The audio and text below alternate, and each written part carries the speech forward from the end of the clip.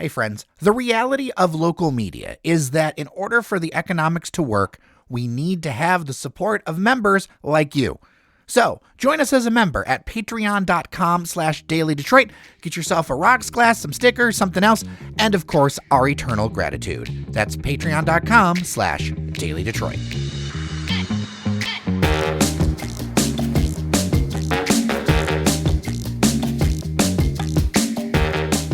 When I say the word populist, what does that mean to you? Have you ever stopped and thought about its origins, or how maybe the media or those invested in a particular viewpoint have changed the word? Since populism is so much a focus of our discourse right now, I think that's a great time to talk to Steve Babson. He is the author of a book that we are going to examine today, Forgotten Populists: When Farmers Turned Left to Save Democracy. As always, this is your Daily Detroit. I am Jer Stays. It is Wednesday, January 31st, 2024, and let's just jump into it. From the studio at Tech Town, this is your Daily Detroit, and with me is Steve Babson, the author of Forgotten Populists: When Farmers Turned Left to Save Democracy. You know, when it comes to labor, populism, all these political things, Detroit and Michigan have so many ties to so much of this. But I do think that over time, and maybe it's because I've read the book or just different thoughts, like populism is a term that has changed its meaning over the years, hasn't it, Steve? Yeah, unfortunately, it's become actually sort of a catch-all phrase that's often used for people that the speaker might want to actually suggest is unreliable or a demagogue or what have you, without actually saying more specifically what it is that might better describe the likes of Donald Trump, for example, who I would regard as a budding fascist, but that's sort of impolite and not acceptable sort of discourse in a lot of the media. So they use the term populism, which has become a sort of catch-all phrase for whoever you dislike politically. And I think that's a shame because the populists of history, the real populists, the populists who organized the People's Party back in the 1890s, actually initiated a dramatic change in the political terrain here in the United States. They were the first major party, and they were a third party at that time because there were no primaries in the major parties. So there was no way of bringing an alternative voice into the party that was controlled by party hacks. And so the populists organized a third party, and they were the first party to successfully challenge the rising power of the robber barons and the corporate elite who had come to power after the end of the Civil War in the decades following 1865. And so the populists really are addressing themes that are all too familiar today about the extraordinary inequality of income, the extraordinary power wielded by major corporations who can buy and sell politicians and intervene in public policy on behalf of their particular private interests and their profit maximizing. So the populists were about saying, no, what we need is an expansion of democracy to empower the public sphere to be able to challenge the power of this rising elite of corporate oligarchs. One of the things that I thought was interesting was this concept of not getting rid of capitalism, but creating another monopoly next to it. What they wanted to implement was greater access to the market by farmers and honest entrepreneurs and protections for workers as well in a capitalist economy, but one which they thought required, and I find this quite compelling, they thought required public intervention to regulate that market, to prevent it being usurped and taken over by these monopoly corporations wielding extraordinary power. And so what they were about was, for example, the railroads. The railroads have been built with public subsidies, gifted over 170 million acres of public land, gifted to them with tax breaks, with subsidies, with protections for their debt and so on. And unfortunately, the railroads had then turned around and used the monopoly power they wielded to make it very difficult for farmers to get their crops to market. And so what the populists wanted to do was either A, regulate those railroads and force them to actually charge equitable rates and intervene against the kind of embezzlement and fraud that was far too characteristic at that time. And if the railroads didn't comply, what they wanted to do was take over those railroads and run them as a public benefit to the people, to the farmers, to the workers who worked on those railroads and needed representation by unions. And so that was an issue here in Detroit, by the way. Hazen Pingree, the mayor of Detroit in the 1890s, who was endorsed by the Populists, he intervened against the privately owned transit company that refused to electrify the lines, charge extraordinarily high rates for really slow and terrible service. And so what Pingree wanted to do was to make that a public utility. He also wanted to make a public utility of the electrical company.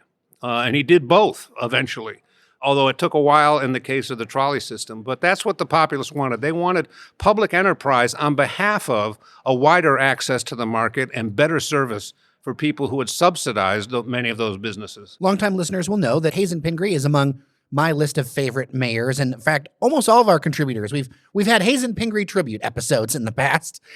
What about Hazen Pingree made him a populist, and how did his positions evolve over time? Because I think that can show the greater story in a local way of how, if you look at an issue, you can actually like change your positions and find who your real common cause is. Yeah, and Hazen Pingree is a fascinating guy because he starts out actually as a factory worker, growing up in New England, initially in the textile, but then shoemaking. He comes to Detroit after the Civil War. He was captured during the Civil War. He was a Union Army soldier, went to Andersonville, met prisoners who were from Michigan units and heard about Detroit, decided to come to this growing city here in the Midwest, and started again as a clerk, but eventually was a successful entrepreneur and had an outfit called Pingree and Smith, which was a major shoe factory, biggest shoe factory in the western region of the United States at that time.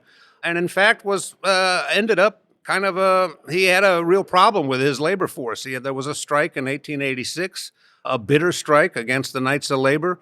The Knights of Labor struck his factory. But once he became a candidate for mayor in 1890 as a Republican, once in office, he was addressing the issues of fraud and stealing and bribery, and also the power of the private corporations that were dominating the city's economy at that time. The trolley system was privately owned, was horse-drawn, inefficient, overpriced. The electrical utility was gouging consumers. They were breaking unions when they attempted to reduce the hours of work. In the case of trolley workers, 12 to 18 hours a day and paid 18 cents an hour. And so Pingree started to change very early on in his tenure as mayor here in Detroit from 1890 onwards.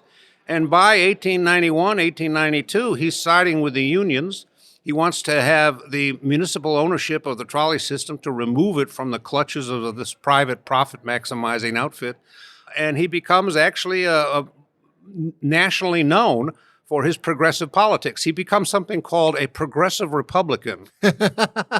I'm only laughing because today that sounds absurd. It sounds like an oxymoron, but the Populists endorsed him, and so did the Socialists here in the city. So he had this strange coalition of Republicans, Socialists, and Populists who supported his effort to reduce. He forced the trolley company to reduce fares by 40%.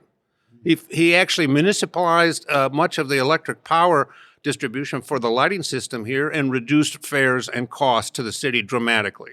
So he was about shifting the tax burden to the rich who could afford to pay much higher tax than they were actually being asked to contribute previously, and he reduces taxes on the working class here in the city. He was beloved, became a mayor for 4 terms. He's then elected governor in 1897 and serves 2 terms as governor of this state. And extraordinarily popular man, and again, this unique coalition of populists, socialists, and Republicans. Populism rises at a time where elections and everything else are a bit different. I mean, we may say in the media about how like the party elite decide or whatever, but back then, the party elite really did decide with the top parties, and elections were a bit different where it wasn't necessarily a secret ballot. It was people watched you go to the polls. It was a very different time in elections in America, right? Absolutely. And the vote was far more limited. There were no primaries. So if you wanted to challenge the incumbent party leadership, you had a really hard row to hoe, and they would control the conventions and pretty much marginalize any alternative or dissident voices. And that's why the Populists had to organize then as a third party under very different circumstances from what prevails today. And what they were calling for was an expansion of voting rights. Remember, at this time, women had no access to the ballot. They were denied the vote. The Populists were the first major political movement to call for votes for women. And in fact, the two states, Colorado and Idaho, the first two states to implement votes for women, were state governments where the Populists were successful in controlling the political agenda. They elected 6 governors across the United States. They elected 50 members of Congress, and they actually pushed the needle towards a far more progressive kind of political context, and including, by the way, in the South, where they endorsed and fought for equal access to the ballot for African Americans. And of course, in the South at that time, that was a really contested matter, and it made the Populists really a target for the white supremacists who dominated the Democratic Party at that time. And put them in real jeopardy in terms of physical assault, even assassination, boycotts against populist political figures. And so we're looking at an effort to expand voting and expand democracy, including, by the way, the election of senators. U.S. senators were not elected by the populists. They were appointed by state legislatures that were bought and sold often enough. And so these are themes which, to me, resonate today. I think it's interesting, too, because a lot of people today say we can't change the rules or we can't change how things are done. But as you said, the Senate wasn't an elected body for a good chunk of American history. We've always changed the rules. It's just people say you don't want to change the rules when they don't want them changed. That's right. And you also mentioned the balloting.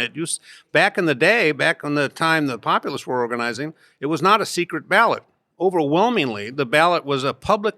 You walked up to the ballot box and you put your own ballot in the box. And often enough, the ballot you were putting in the box was a colored, what they called a ticket, that had been given you by this or that political party. And in the South, the white supremacists would give you the colored ticket, might be yellow, might be green, and expect you to publicly go and drop that particular ticket in the ballot box. They would bribe you, threaten you, terrorize you if you didn't do it. So in reality, did we even have democracy? It was a very skewed and actually imperfect democracy, and that's what the Populists were about. And they had success early on in several respects, but it took many years for their ideas to be adopted. And what happened was that the Democratic Party in 1896.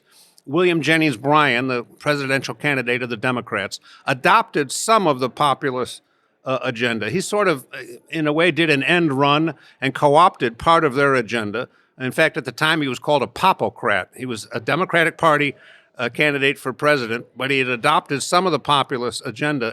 And so it marks a point where the Republicans and the Democrats, both parties, had to acknowledge this growing dissent and opposition to the untrammeled power of large corporations and the mega rich. And so it took some decades for many of their programs to be implemented. But if you look at the New Deal, for example, in the 1930s, addressing the issues of the Great Depression and the extraordinary suffering of that era, a lot of it is stuff that harkened back to what the populists had been talking about some 30 or 40 years beforehand. I was going to ask you about some of the policy legacies and, over time that were adopted and maybe some that are still here today. In fact, election of senators would be one of them. And a lot of what happened in the New Deal was issues of how do you address the circumstances of the unemployed, people who have been thrown out of work through no fault of their own, but through the collapse of the economy in the case of the Great Depression of the 1930s. The same thing happened in the 1890s. There was a severe depression. Unemployment was estimated to be well over 20%, but there was no social safety net. There was no way in which the government, representing the public interest, could intervene to help people who were put to the brink of starvation by the fact that they'd been thrown out of work with no unemployment. There was no unemployment benefits. That doesn't exist. There's no Social Security. There's no Medicare. You're simply thrown into the abyss, basically, and facing starvation. And what the populists wanted was the government to actually employ the unemployed on behalf of public works, on building infrastructure. I think about Keyworth Stadium where Detroit City FC plays. I think about the number of projects around Metro Detroit, their WPA project. That's right. And that was in the 1930s, adopting what actually had been first proposed by the populists in 1894. Jacob Coxey, it's in history called Coxey's Army, and it was a group of populists who began marching from Ohio to Washington, D.C. in 1894, saying the government should intervene to help the unemployed who are facing starvation, and do so by actually putting them to work building roads, bridges, and public investment in infrastructure. And that's what, again, we're facing that again today. We need investment in infrastructure. And we need an approach that says we have to tax the mega wealthy, the Elon Musk and the Jeff Bezos of this world, and more equitably deploy the public resources that are available to rebuild our cities and our infrastructure and our economy. Well, because yet again, we are in another period of extreme income inequality, especially from the amount of money that the very wealthy have versus, well, everybody else. Right. And in fact, if you look at the numbers, it's extraordinary. Back in 1965, the average CEO of the major top 350 corporations made 20 to 21 times more than the average worker, full-time worker with benefits in those corporations. 21 to 1. It's now 344 to 1. That's an extraordinary gap that has opened up in terms of the wealth that's now at this point concentrated to a degree that's really unprecedented in the United States. The top 3 wealthiest men in the U.S. economy by 2017 had the same wealth as 160 million Americans. That's half the U.S. population. 3 men, one of them being Jeff Bezos, one of them being Bill Gates, and their wealth is just out of all proportion to what actually they deserve, I think, in terms of the return on their investment and their work. They may have made some important contributions that deserve some kind of compensation, but this is just out of proportion to anything reasonably just and equitable. Is there a comparison to, say, the time of the beginning of the Populists? You know, I'm thinking about, you name check Andrew Carnegie and others. Right. Is it comparable to that? How does that stand? Well, I think in a way we're looking at a period, again, where unions have to rebuild and reorganize and more effectively represent the general population. And at that time in the 1890s, it was quite common for any group of workers who were saying 12-hour day is too long, we're underpaid, we're undercompensated, we're exposed to extraordinary dangers on the job. Over 2,000 railroad workers killed every year in the United States. And when they would organize unions, the common response was to open fire, to bring in the Pinkertons, to bring in the militia, and break the strike and suppress the union. We don't see that today, at least not in the United States. Globally, that's an issue because so much of the work has been moved to Mexico, China, and elsewhere. But here in the United States, we do need to think about how do we revitalize unions and make them a more effective instrument for actually addressing these issues of inequality. And I by the way, find the recent UAW strike to be a real positive step in that direction. A democratized union able to actually address the extraordinary precariousness of temporary work or the inequality of pay, even within the factory, workers doing the same job being paid different amount of money. That was an important strike. This is a little bit off of the topic of the book, but it is related, I guess. Why do you think that things are different now? Is it that directly elected union? Because I do know that there was a lot of selection process in the union, similar to some of the things in the past where there was an executive committee and things like that. Shawn Fain was the first directly elected union leader. How much of that do you think matters? And what do you think that he got right, or this current administration got right, that others didn't? Because I think about the successes of some unionization efforts at Amazon. That wasn't the UAW, that was other folks. What do you think about Shawn Fain is different in this era is different than the past? I think what Shawn Fain has been about, and this is, to my mind, a welcome change, is that he addresses the next steps that we need to take as working people and as union supporters, not in terms of like collective bargaining for the members of this bargaining unit. He talks about the working class, and he talks about, therefore, the strike that we just saw conducted here in Detroit and elsewhere against the big 3 U.S. automakers. That was about sending a message more broadly that we need to think about a working class movement, not just narrowly define collective bargaining for this or that group of workers, but how do we go about mobilizing on behalf of a wider movement that can address a whole range of issues, starting with those on the job, starting with those that the union, UAW, faced in the auto industry, but spreading beyond that, those confines and mobilizing people on a municipal basis, on a citywide basis, statewide basis, on behalf of working class issues. You've written a number of things, to put it mildly. Why did you decide to spend the time to put this book together? What about this topic and populism called to you? Well, it was started back in 2016 when Trump first ran, where there was a frequent reference to him and Bernie Sanders as both being populists. And I'm thinking, you can't come up with two more radically different politicians and who they address and what kind of issues and how they talk about them than Bernie Sanders and Donald Trump. What could they possibly have in common?